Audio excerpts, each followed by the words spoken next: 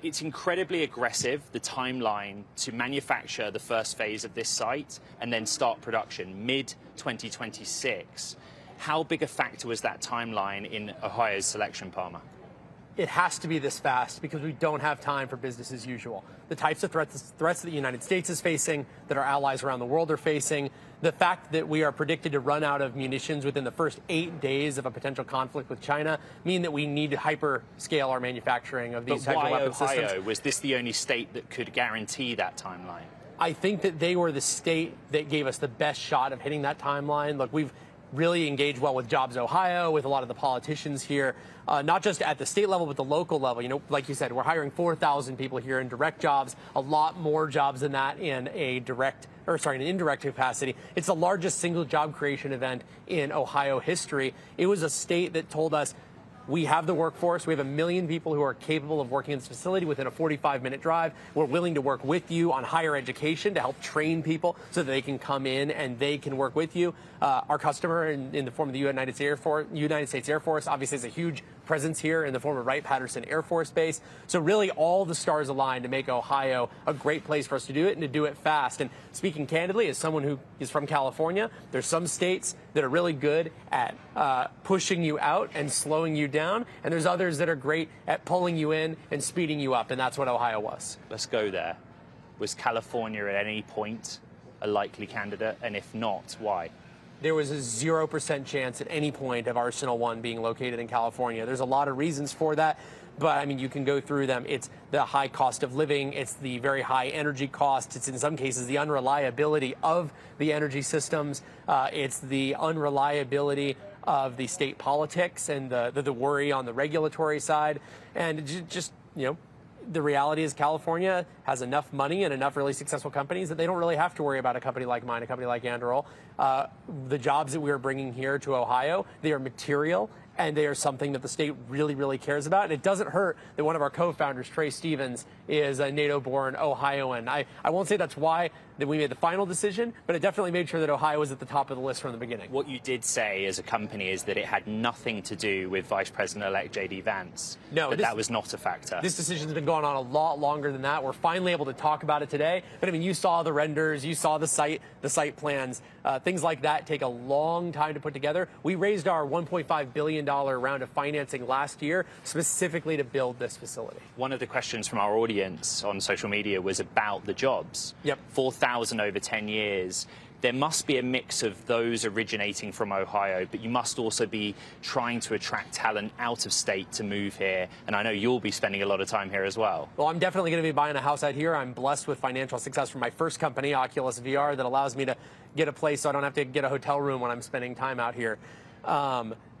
The thing about, like, yes, we're going to hire a lot of NATO Ohioans. I think we're also going to have a lot of people who are imports who are coming in and adding to the economy here. You look at our headquarters in California, we're about 80% imports. About 80% of our employees are coming from outside of the state into California.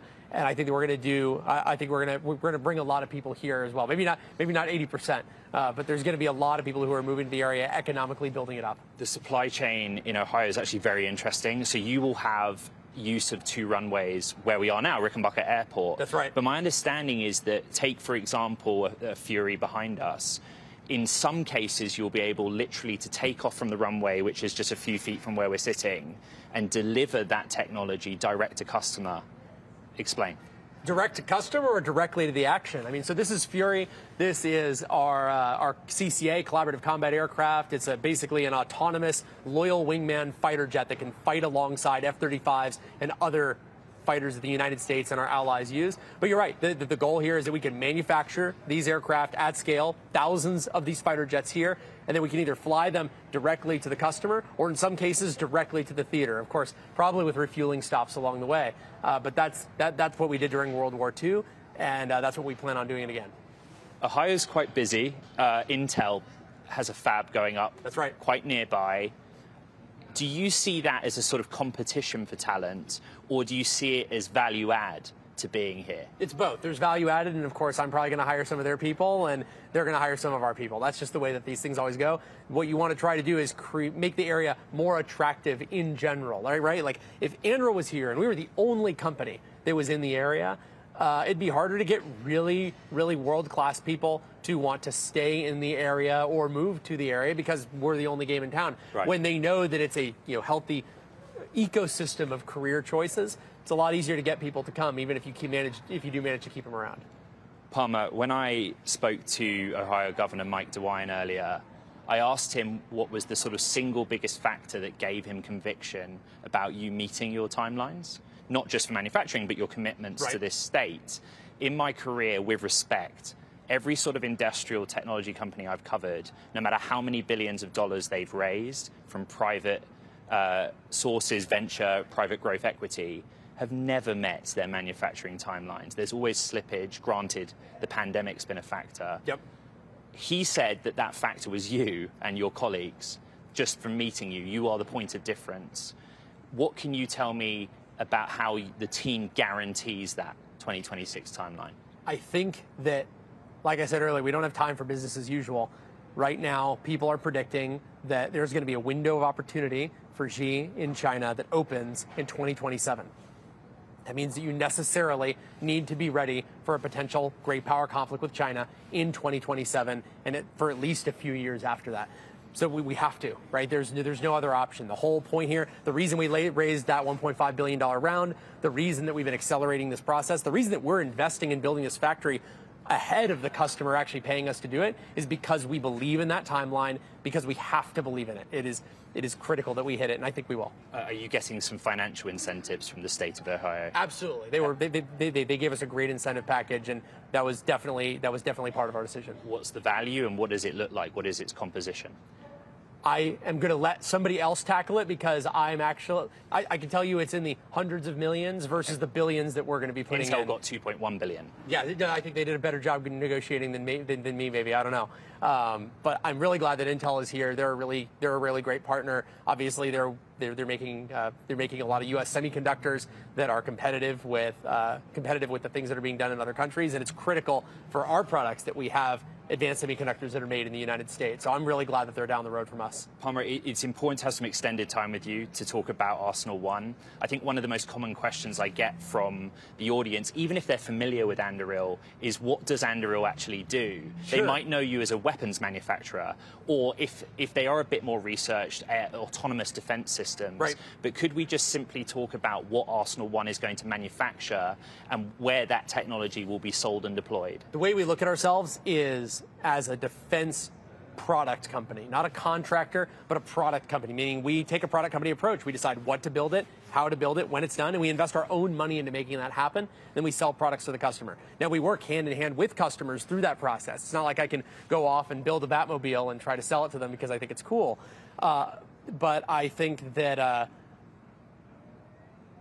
I'm sorry, what was the second part of the question? Second part of the question is what specifically will Arsenal are we build? building? So the things that we're building, they're driven by what our customers need, but we are investing a lot of our own money in them. So obviously we're building Fury, our autonomous fighter jets. Behind you, you see all three of the different Barracuda cruise missile family. So the Barracuda 100, Barracuda 250, Barracuda 500, autonomous swarming cruise missiles. We're also going to be building a lot of our ISR drones. We're going to be building a lot of our mobile command and control systems here. And we're even going to be building some combat heads-up displays here. I think you're going to be hearing some news about that soon. There is a timeline. It doesn't sort of all happen at once. So initially, the first phase of the facility, I think, is about 5 acres. That's right. Goes up to 500 acres. What does that process look like, building out what you call hyperscale defense or weapons manufacturing? The process is building this place up in a way that only a madman would. Our COO, Matt Grimm, has been kind of the hero of the day in figuring out how we're going to go from a very, very minimal footprint today to 90 football fields in a very short period of time. And it wouldn't be possible if we didn't have really close cooperation with the local authorities on the permitting side, on the power and utilities side, on the logistics. For example, rail logistics, air logistics, road logistics, being able to move things in and out of this facility very, very quickly. If everybody wasn't on board and moving lockstep together, this timeline would be absolutely unreasonable. And you keep hitting it, but I will note, we have competitors who are telling us that yes, we are not going to hit these timelines and that we are madmen. And so, look, anyone could be wrong, but I would love to do a follow-up piece in maybe 24 months and see if we're bad men or not, or if we pull this. Okay, if we pulled it off. 24 months from now, you and I will sit down again, but in an operational facility is what you're saying. We'll sit down in Arsenal 1 and we'll have fighter jets coming off the line is my prediction. The other big question I get for you, direct from the audience, is how they as retail investors can participate in this. Well, as you know, the United States government has taken a very un-American position in saying that you need to be generally an accredited investor to invest in companies like Anduril. I think that's totally bogus and it's anti-American, especially because the only thing that being an accredited investor means is you have money already. I know a lot of people who have money who you would never say they're accredited to do anything and vice versa. That said, we are on a path to being a publicly traded company. I think that's an important thing. I want us to be accessible to the American public. I think that it's good for people to be able to invest in American defense companies, not for them to just remain private forever. I'll take an ideological stand there. I think that that is a good thing for the country. It's good for us. It's good for our customer. As for when that happens, it's hard to say. We don't need to IPO because we're doing really well. We're winning a lot of contracts. We're making quite a bit of money. We doubled last year to about $1 billion. That's the rumor. That's the rumor. Things are doing really, really well. So we don't have to IPO to raise money to keep the company going. I want to do it at a time when the markets are favorable, when people understand what we're doing. And I also want to prove out some of these big bets. I don't really want to IPO when people are saying that we're madmen and trying to do the impossible. I want to do the impossible and then say, look, we did it. All you have to do is bet we can do it again. You will be doing business with somebody new in the Department of Defense.